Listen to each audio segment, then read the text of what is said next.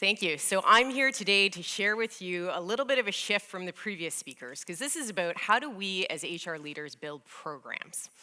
Resolver is a B2B software company that really focuses on high growth. And so for a builder like me, I was given the dream. I was the first full-time resource in human resources to come in and think about what do we need, what do we want to build, and what could we imagine for our company as we moved forward. I was ambitious. I really wanted to take everything I'd learned from my past organizations and move it forward. I learned from a mentor that there's huge importance in thinking about building an organization that was very thoughtful about its design, that was really thoughtful about the performance-based metrics that you could pull across talent acquisition, onboarding, orientation, training, learning, development, performance management, all of those pieces.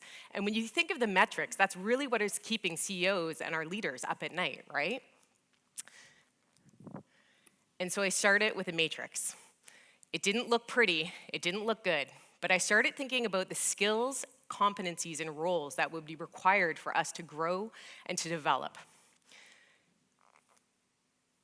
And I went down a rabbit hole. From executive alignment, skill definition and assessment, organizational design, program measures, all of these things are involved with creating a career development program, and it can become really overwhelming. There are so many layers in all of this. I needed to figure out how it could work for Resolver, and we didn't get caught in filling too much for people. And then a crazy thing happened. We acquired 3 companies in 7 months. Our employee count grew by 150%, and our human resources team stayed at 5 people, even though we added 5 locations globally. So I experienced the power of the pause. My program had to stop. There's no way I could continue to develop this with the complexity of our HR operations. But an amazing thing happened. In spite of the chaos that was happening in our organization, over 10%, or around 21 people in our organization, still had internal transfers, promotions, or mobility. It was pretty validating. And this became my first lesson. When I thought about career development, I knew I had to be philosophical in my approach. And this is appropriate as we think about this, because I understood that we needed to create the conditions for employees to be successful. So what does that mean for us? Well, I don't think you can force people to learn, but I think you can create conditions that get them excited to learn and excited to develop. Alison Gopnik is a child psychologist, and she talks about a parenting framework. And I know none of us in human resources want to think we're the parents of the organization, but sometimes we kind of are. And she talks about the paradigm between a carpenter and a gardener. A carpenter is someone who has measures and specifications. They build everything to spec. And if the table isn't at pure specifications, it's probably going to be rocky, and it's probably going to break. The gardener, on the other hand, which is very appropriate for our location, thinks about what seeds need to go into the ground, thinks about the combination of soil, shade, water that they want to give those seeds access to, but ultimately, they have to step back and let it grow. And that was my key approach as I started thinking about this program. Now I just knew we needed to level up it. The second part, as I thought about building this program, is to make sure I was thinking holistically. What kind of people would we need to recruit into our organization who would want to grow? How could we help this drive our performance compensations? And although you never want to think about coupling career growth with compensation, it's going to happen. So make sure your framework is ready for it. My third lesson was to be experimental.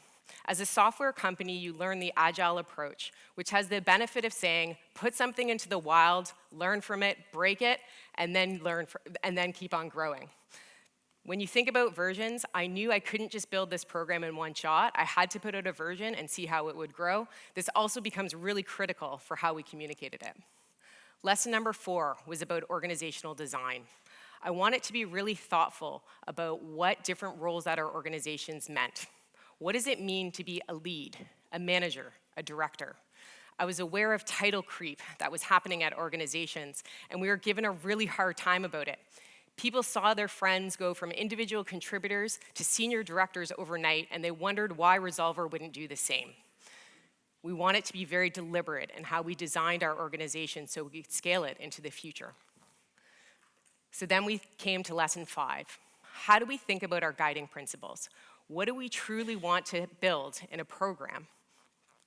We have 3 of them. Number 1, at our organization, career development means success is based on mutual accountability. We're not going to make you grow, but we're going to give you the conditions to be successful. Lesson 2, growth doesn't need to be linear. The career ladder is gone, the jungle gym is in. We have 3 paths for development for people at Resolver. The first one is the path to mastery. Individual contributors get to grow within their function. The second path is the leadership path, where people can grow as coaches. And the third path is the path of the lattice. That's where you can take comparable skills and transfer them to different teams. Our third lesson was, this is about sustained excellence over checking a box. I didn't want people to think that if they developed a skill, they got something. I wanted to know that they had to drive performance to get the growth. Then we came to lesson number 6. How do we continue to take that role matrix that we built at the beginning and really collaborate and refine with our managers? I think Mo said it well. Collaboration takes work, and it's harder. We've learned this at our organization. So really what we started to focus on is how can we give this tool to them? How can we empower them? At the end, ultimately, no one knows the work better than the people doing it. What I helped them do is then refine the skills we needed to drive success. Many managers, when you give them a tool, come up with a list of 30 skills and competencies they want people to develop with in their career. For our first version, we focused on no more than 5. Then we needed to make sure we enabled our coaches with a workshop and a program to enable them to help Resolverites develop and support skill development. What did it mean to give realistic assessments to people, to be honest with them about where their current skills were? What did it mean to coach them for improvement and guide them on the journey as they grew? And finally, how do you become a career champion? How do you make sure people have access to other opportunities in the organization? Lesson number 8, I understood I needed to build our resources. And we did this, again, in an experimental way. We've created a learning bank on our wiki. This wiki is a great resource that we're actually crowdsourcing. We're getting our employees to tell us what learning activities and what resources are most helpful to develop their skills. The second thing we developed was learning pods. This is a framework for people to self-organize themselves to develop skills together. And the third thing we developed was talent coaches. Talent coaches is a strategy where I trained up our HR team to be career coaches and to help supplement a coach's journey as we move through the career development program.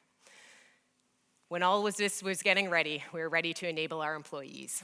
How could we highlight our approach and our timelines? How could we make them really understand what mutual accountability looked like for us? We wanted to make sure our resources were accessible and they're able to get it across all of our global locations. And finally, how did we need to communicate with them? Communication really became everything.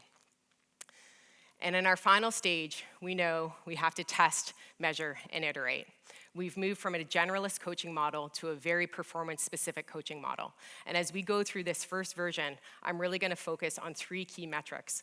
The first one is trying to understand internal career trajectory, meaning I want 75% of progressive roles to come from within our organization. The second metric I want to see is, does skill development actually improve team performance? And finally, the big R in HR, does it retain our people? So this is our journey. These are the 10 lessons that I've learned, and it's really not for the faint of heart as you think about going into this journey of career development.